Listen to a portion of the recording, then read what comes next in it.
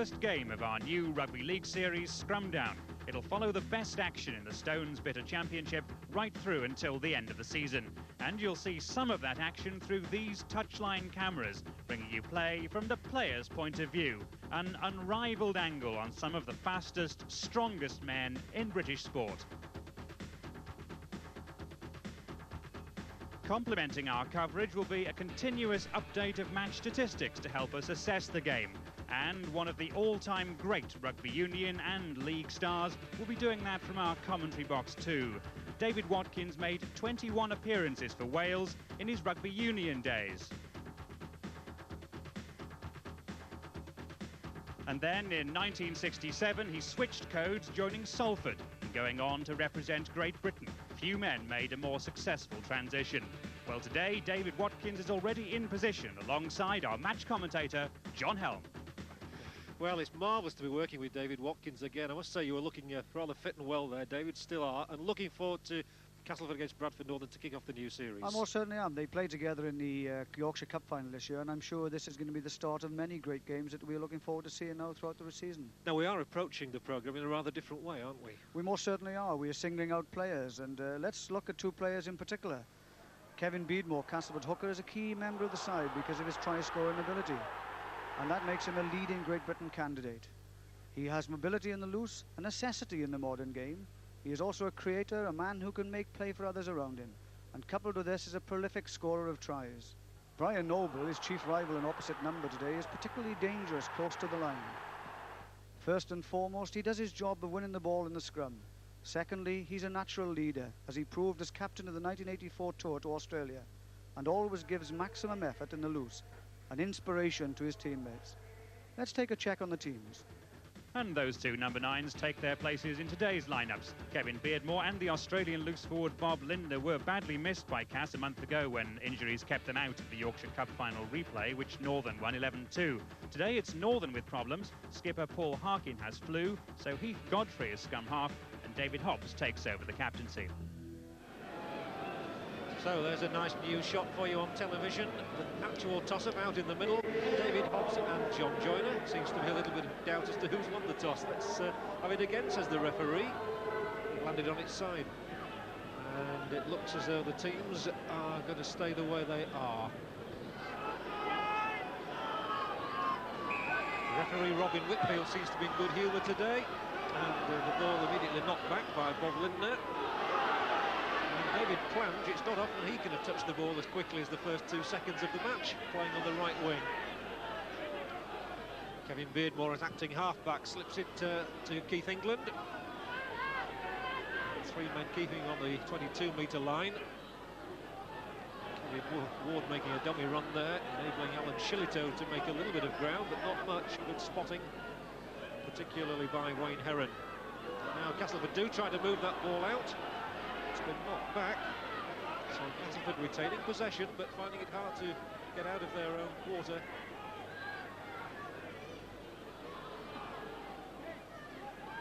It's our first sign of Michael Beattie, the Australian there, just recovering from a broken nose which he sustained in the Yorkshire Cup final. Well, the unpredictable Phil Ford showing us some neat footwork to start with, nicking that ball back to Keith Mumby. Barry Siegel was telling me how unpredictable Phil Ford is.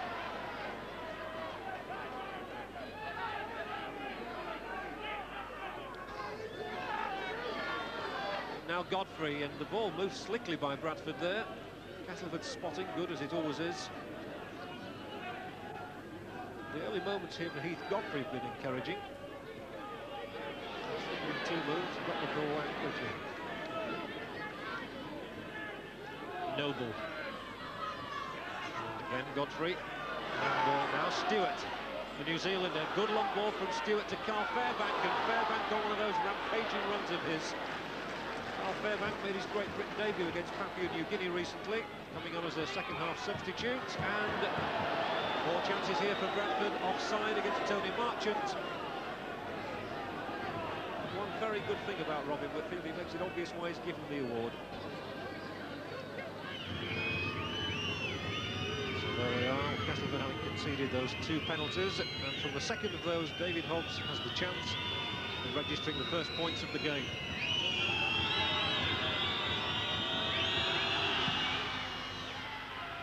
Which he does. Up go the flags. It's Castleford 0, Bradford Northern 2, and a morale booster for Northern. It most certainly is, because this is what the sides are looking for. They've both been feeling each other out. Bradford has started putting one or two passes together and made a nice little break with Godfrey.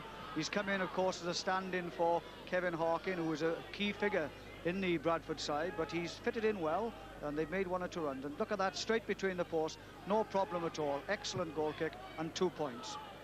Phil Ford, always excitement when he's in the game.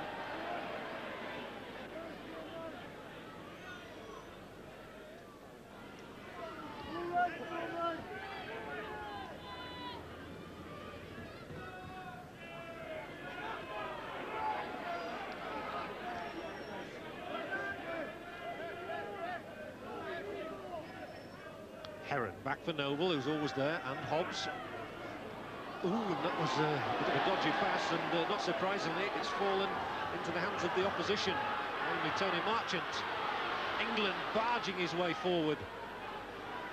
And you'll hear a bit of a Cass roar now as the yellow shirts come forward, and Alan Shillito. Oh, and he slipped a lovely ball to Fifita, and John Fifita just inches from the line. He's going to get over. The first try of the match, and it goes to John Fifita. So they'll be delighted back home in Tonga. Fifita has been scoring tries with great regularity recently. That's his 6th of the season, and he won't need an interpreter to tell the lads how he did it. Well, as you can see, a quick play of the ball here, and the ball goes out quickly to Shillito, who makes a fine run going on the outside of the field, brings Fifita on the burst, who takes with him here. Phil Ford can't hold him, still standing. Fifita pushing him off, and they carry him virtually over the line for an excellent try. Well, just have a look at this now again. Here it is from another angle. This was really the quick play of the ball here now, and Marchant gets it out quickly. It's quickly transferred out to Shillito, pushes Fifita on the outside, takes with him now. Mumby can't hold him, neither can Phil Ford. They're battling with him, and 2 men are dragged over. Excellent try. And here comes the goal kick. And well, I think the angle was difficult, but it didn't trouble Bob Beardmore. What an excellent kick. 6-2. Castleford in the lead, and the perfect time for them to come back into the game, having just gone behind. Godfrey to Fairbank. And Godfrey again getting the ball back from Fairbank. Not easy for Bradford to reorganise, because Paul Harkin is one of their key players, and to lose him this morning with flu must have been a bitter blow for coach Barry Seaborn. But Godfrey so far has shown up quite well. He has, yes, he's settled down quite well, but it is difficult when you have a half-back that plays together. Oh, that's a challenge from Shillito. Sorry to interrupt you there, David, but the ball was just almost pinched by Shillito close to the Bradford line, and so Kevin Ward plunged towards it.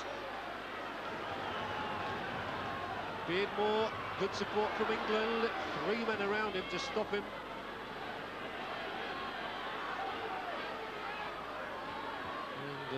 Classy Cass, as they call them, willing to throw this ball around. Joyner looking for support inside as he turned in the tackle. They're always menacing close to the line. As we said earlier, Castleford's problems are not close to the opponent's line, it's in giving points away themselves. Fifita's got that ball inside for Beattie.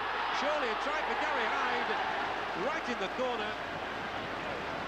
And well, a great moment for Gary Hyde. He only needs 4 tries for a career century, so that's the 97th try of Gary Hyde's career, and I would think one of the simplest. Yes, well, just reward, I think, really, for the perceptiveness of the Castleford side. Bradford still messing about a bit. Marchant again in attacked in half-back.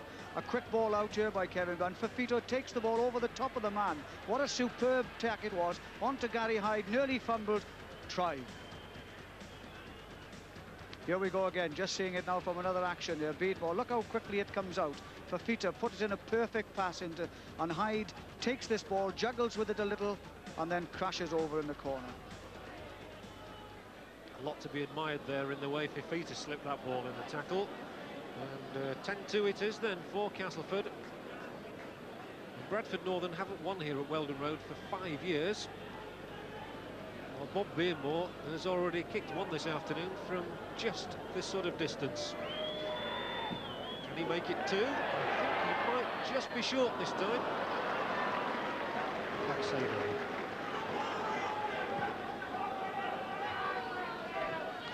Here's the strong man, Plange. He's not very tall, but believe you me, he's like a bulldozer on that pitch. And Shillito again slips the ball in the tackle. And Beattie here plays for the St George club in Australia. And well, again, slick work from Castleford. They are so adept at slipping that ball. With the Beardmores usually involved, and Joyner, who's the man in possession now, gives it to England. Back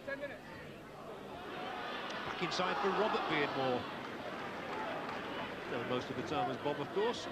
Had a little training session this morning to make sure he was okay. Here's Kevin Ward. And the last tackle coming up. And there'll be an attempted to drop goal here. Wasn't a good one though from Bob Beardmore. Shows how long he's been out of the game. Gives Ford a chance to run. And tries to go on the outside. Slips the ball inside McGowan. A chance for him to go. First time we've really seen Steve McGowan in the game. Look at the long looping pass there, which Stewart in a spot of bother. Here's Keith Mumby. And Mumby will make a break down the middle. This is where he's strong. And the man on his inside here is Mercer. Martin's chastening. Mercer should go all the way for Bradford's first try. Or Plange has got him. And that was a brilliant tackle by David Plange, getting all the way back to stop Gary Mercer. We'll just see if Bradford can sneak over from this position. Sampson's caught now. But what a tremendous recovery run from David Plange. Mercer looked a certain scorer. Bradford flinging it around now. They've got it out to McGowan. Here's Phil Ford. Can he make it on the other wing? Ford trying to go on the outside, and Ford is in. Brilliant try by the Bradford wingman. Or is it? Well, it was all go there. It's not a try. Phil Ford looked as though he'd got that ball down in the corner. Excellent rugby. Absolutely marvellous. Well, there was so much to admire all round there, David. First of all with Mumby, then with Mercer, then with Plange, and then with Ford here out on the right wing. That's right, and you just watch it, and Philip Ford, with a long ball out, gives him the opportunity straight away, a quick ball to Ford, and of course just put a foot out in the touch. So the scrum down 10 metres in.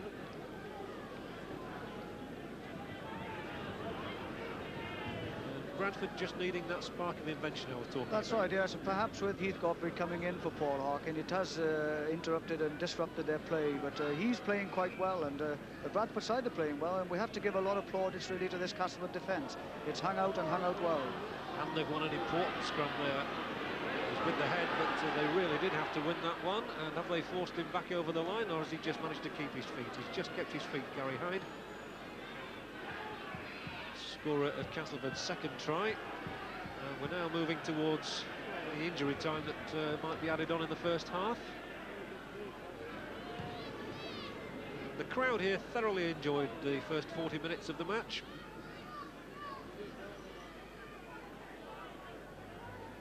Castleford-Bradford games have a reputation of being tough and uncompromising, and there goes the hooter. But David Watkins, I think that's been an excellent first half. It most certainly has. A marvellous start to scrum down. I mean, we've had two sides sorting each other out tentatively to start off with, then a very good spell by Castleford with some wonderful football, two excellent tries, and of course then Bradford coming back into the game with all the venom one would expect from a side that had just lost two tries against them. But they just couldn't break down a very resolute Castleford defence, and at half-time the score is 10 points to 2 in favour of Castleford. And we have that scoreboard for you, with David Hobbs having given Bradford an early lead with a penalty goal. Castleford then getting two quick tries from John Fifita and Gary Hyde. Beardmore converting one. 10-2 it is then at half-time here at Weldon Road. Join us again after the break.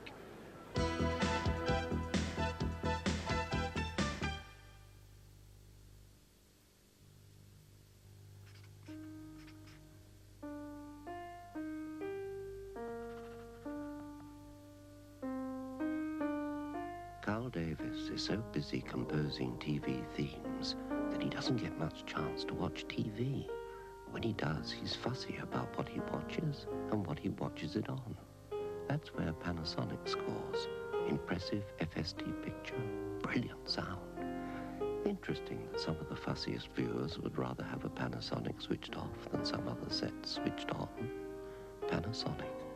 We think we've thought of everything. Dave, this is a bit much for a parking offence. Well, never mind. We're on the stones. This must be what they meant by the cooler. Fancy stones. Fair's fair. You need a beer with real taste when you're doing 5 years. Okay, you two. Time's up. You are free. There's another 5. Wherever you may wander, take home stones. Now's the time to be gathering winter fuel. Order extra solid fuel for Christmas from your approved coal merchant now.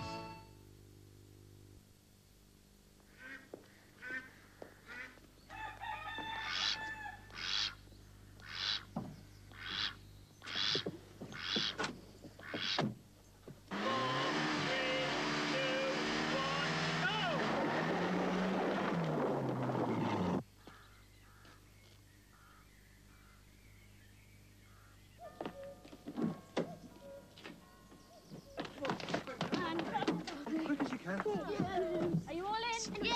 Right. Oh, no, Sonata. I forgot my he-man. Your what? Joe. He's forgotten his he-man.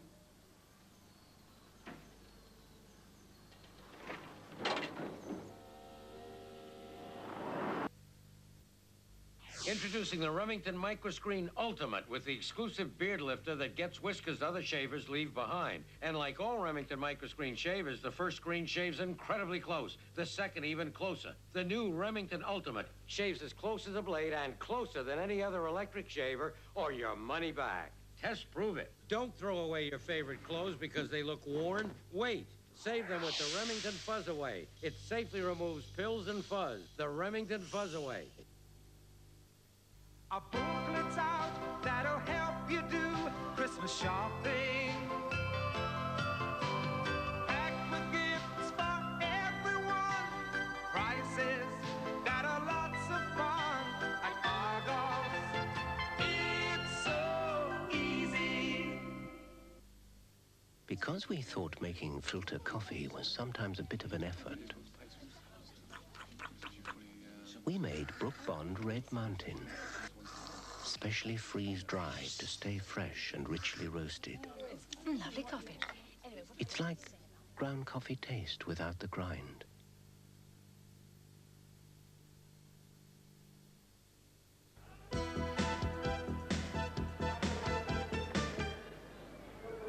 Welcome back to Weldon Road for the start of the second half. Castleford leading by 10 points to 2, and Bradford Northern resuming with a substitute on. Roebuck has taken his place. So this man, Skerritt, still very much involved in the hunt.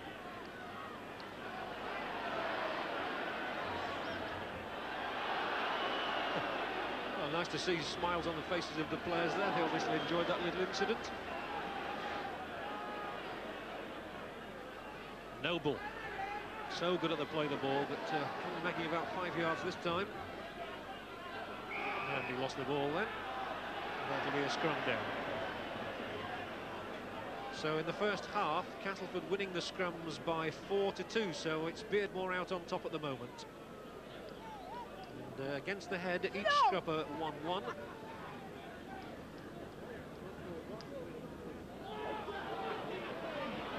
Joyner, and now Lindner. Not a lot seen of Lindner so far in this game, the Australian test forward. There he followed up his own kick to put Bradford under more pressure. Simpson, who's really a half-back, but he's playing on the wing at the moment to learn a bit of experience. Hill trying to slip the ball for Mumby, who's always there. The penalties in the first half, by the way. Castleford conceding one more than Bradford. Here's Fairbank. Just holding on there with Lindner trying to whip the ball out of his hands, I think. So imperative for Bradford to try and get a little bit upfield, which Stewart tries to do now, and just about reaches the 22 on the last tackle. And the kick has to come in from Hobbs. Chasing back for it is Gary Hyde, and knocks it once, but behind him, so play continues. That's the ruling in rugby league. If the ball's knocked behind you, it's obviously not a knock-on.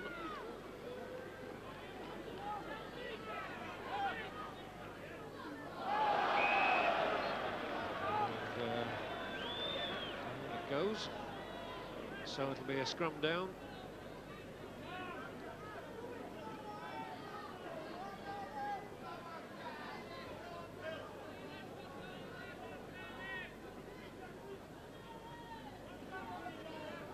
Godfrey putting the ball in and getting it out, and a penalty going for Bradford as well. It's a scrum infringement. And Keith Mumby will put the ball into touch.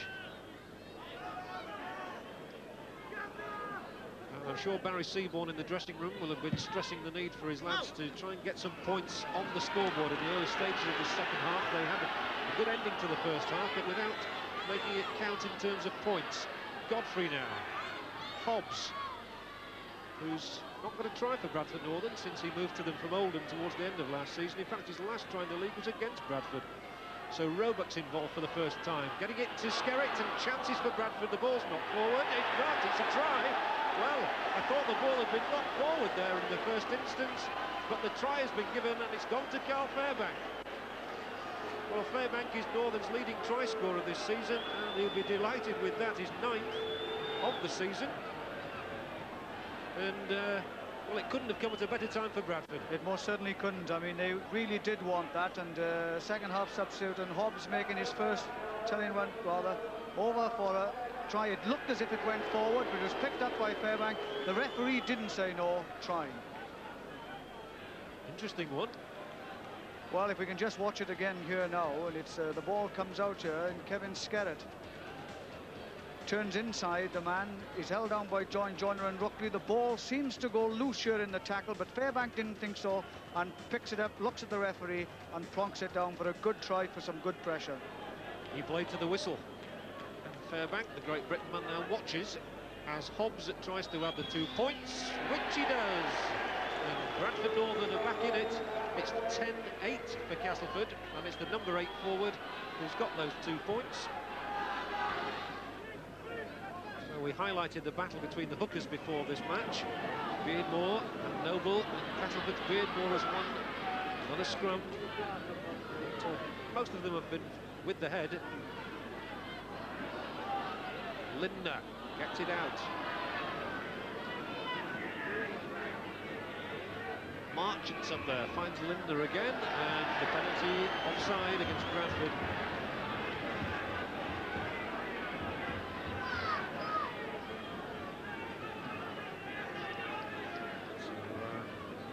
Penalty's still fairly even.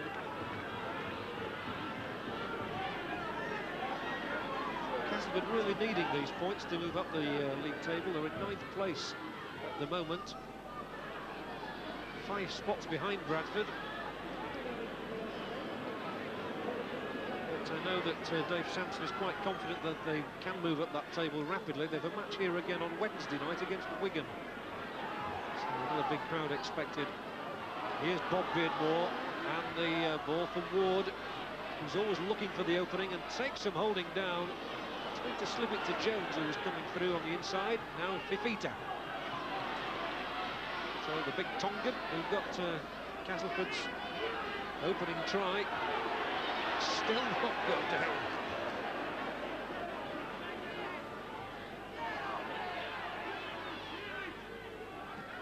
Beardmore, Joyner. It's going right across the line for Lindner. Bob Lindner hasn't really shown his best form for Castleford this season. He did very well for them in his few appearances last season. But I know they've been looking for a bit more from him, and that ball's gone out on the full. Well, they have 2 good creative halfbacks in Beardmore and John Joyner, and these 2 players have really brought other players on outside them. And Castleford have belied their defensive qualities because their defence hasn't been all that good. But my gosh, they've tackled well as well this afternoon, as has Bradford Northern. And both sides have still been able to raise their game a bit and make some very good tries. Here's Mercer. I wonder if Bradford at the end of the day might just look back and regret that moment when Mercer looked a certain scorer and didn't quite make it because of a brilliant try-saving tackle by David Plange.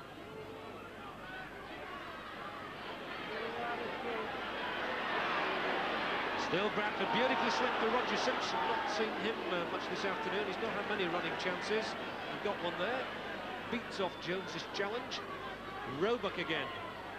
Long ball, and it was taken by Stewart on the full. It almost seemed to hit him. Smack where he didn't want it. Godfrey. McGowan has got it away to Ford. Here's Phil Ford again. Can he slip Marchant's tackle? Well, he did. Gave it to Phil. Marchant's away. Goes inside. Goes outside. Fights off one player. Can't fight off the second. It was Hobbs. And now Ruckley's in the line. Beardmore's there. England's there. Shillitoe's lost the jersey. And the ball continuing to fly through the hands. It was plunged then, and they've got another 6 tackles. It was touched by a Bradford player, ball back. So, still they come, and the one Beardmore slipped it to his elder brother by 10 minutes, and he was almost through. What a brilliant pass. Penalty, holding down. Well, I would think the opportunity to have this penalty will give both teams a chance to get their breath back, because it really has been breathtaking. It's been end-to-end stuff, with balls being passed across the field and men coming up in support, both on the inside and the outside, and both defences have been under an awful lot of pressure.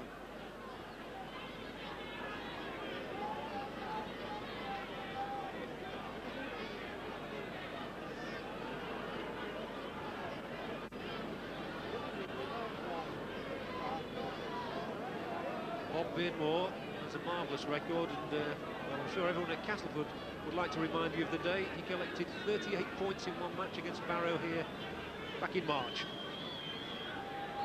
Very reliable kicker.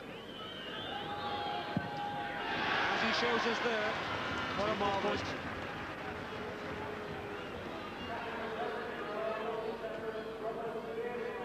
It's 12-8 and 2 important points for Castleford just to stretch the advantage. Very much so, because that now takes it away, takes a little of the pressure off. It means that Bradford have to score, try and convert it.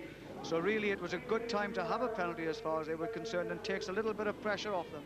But they still know that they've still got to repel this Bradford attack.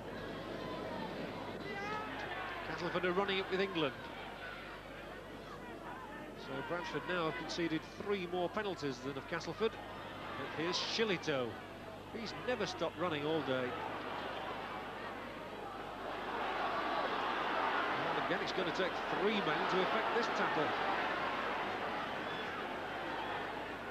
That was Lindner, who just pushes Roebuck off him. Play restarts. And Kevin Ward goes for a gap. Slips it inside for Bob Beardmore. The tackling has been absolutely intense throughout. There's been a lot of good qualities to admire in this game, in attack and defence. Joyner always looking for support, and Jones had come up the other side of him, but he turned round, didn't see him.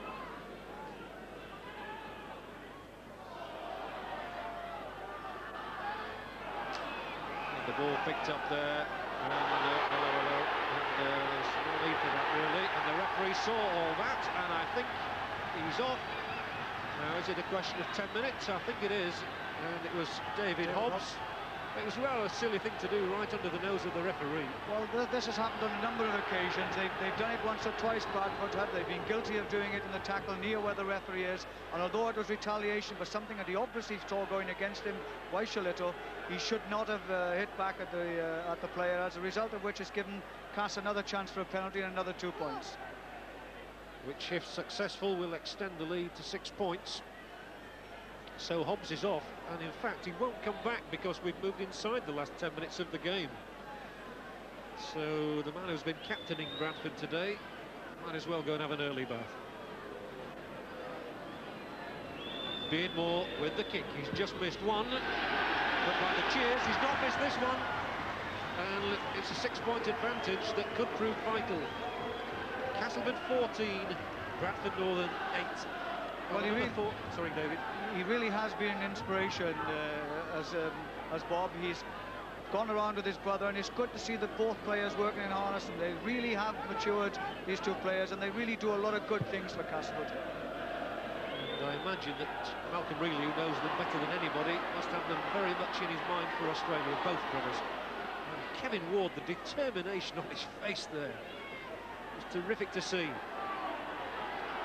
Well, something else in this match. that is an innovation is the Stones Bitter Man of the Match award, and he will be, whoever that man is, will be receiving a trophy and £100 at the end of this game. And without asking David Watkins to give away any secrets, I would imagine, David, as you're nominating the man, there are a few candidates. Well, there are. You have John Joyner, the old head, and I say that in a nice way, but he has great vision, this Sean. And Mumby, good defensive qualities, has been around a long time, but he also has been looking to attack at all opportunities. And of course, we've had a fine performance from Shillito, Pepita, who's now gone off, and of course, Bob and Kevin Beardmore at half-back have had absolutely marvellous games. And Bradford getting themselves into a spot of bother there, but always willing to run the ball. They've lost it now, and there could be a clinching try here if Shillito can get that ball out. It was amazing that Phil Ford was doing the old corkscrew act. Oh, and Linda's trying to plunge it at the corner. And whoa, they're going to hold him up just by the line.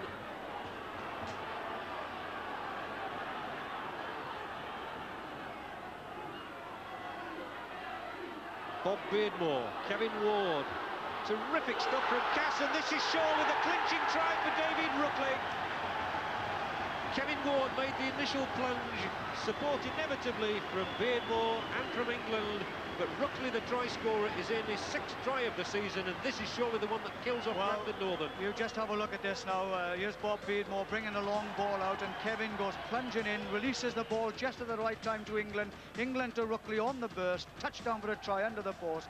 Marvellous rugby league, inevitable. Here we go again. Just look at this. Bob out to brother. Kev, here we are.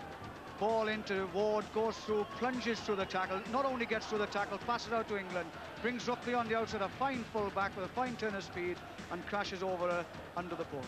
Fine try. And if this kick goes over, Castleford will be 20 points to 8 in front. As it does, 20 points to 8 it is in the game, I would say now, beyond Bradford Northern. Well, Castleford have now scored 3 excellent tries, and they look as though they might yet add to that tally. Joyner slits it away. England plunges forward, still going. Marchant. Oh, Tony Marchant's held 7 or 8 yards short. Chance now for Joyner. Joyner's close, slips it back. Kevin Beardmore picked up here, and it wasn't a knock on. Kevin Ward's got the ball. Bradford can't get it off them.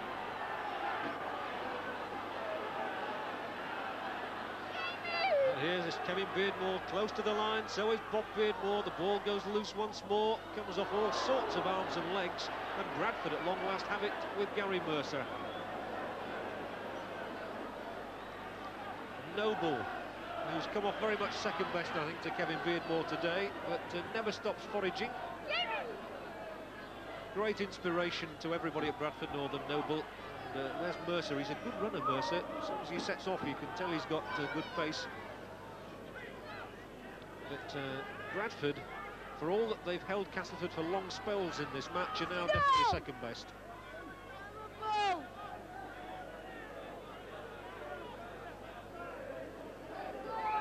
Roebuck, and there'll be an offside here.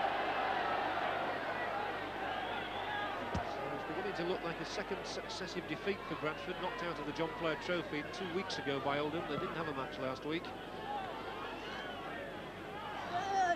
But they've never given in this contest, and they'll be a lot happier than they were here on New Year's Day, and they conceded 46 points. Acting half-back, inevitably Noble. Now Godfrey turns it back inside for Stewart.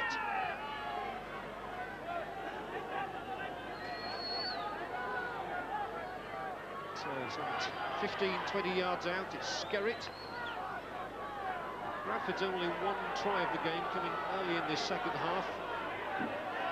Mercer once more, he's deserved a try in the match, if anybody has. And a little bit of argy-bargy, and Bradford are in for a try, and everybody forgot to watch the man there, I think, really, and it's Mercer, and if anybody, as I said, deserves a try, it's Gary Mercer. Well, most certainly was. He's had a fine turn of pace, he's taken the ball on the burst every time. He was rather unfortunate when Canish caught him from behind, but just look at it, the aggression and effort, picks it up on the play of the ball. Excellent try. And here we come again. Brian Noble plays it to himself, didn't wait for Brian Noble, takes it, goes the extra 10, 15 yards, dives through Ruckner's tackle. Wonderful try.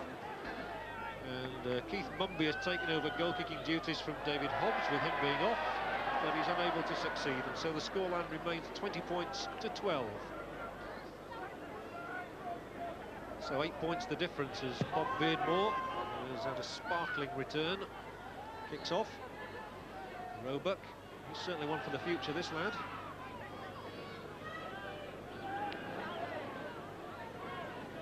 Well, there have been 5 excellent tries in this match. The pace has never ceased to be exciting. A colossal endeavour in this match, and all those lads out there have certainly earned their money today.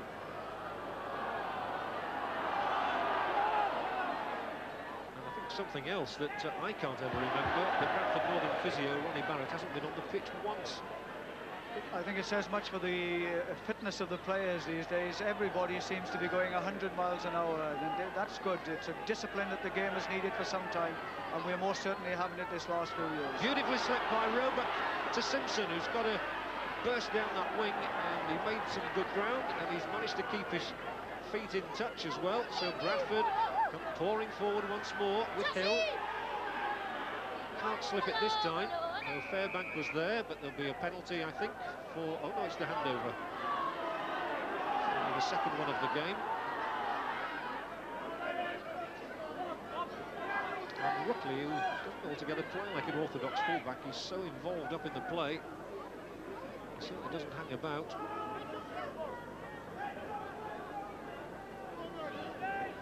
Kevin Beardmore and Bob Beardmore. Always the names just roll off the tongue almost incessantly, those two. And there is the final hooter, and a quite marvellous way to start scrum down. Castleford have beaten Bradford Northern by 20 points to 12, but all round, David Watkins, a thoroughly entertaining game. Well,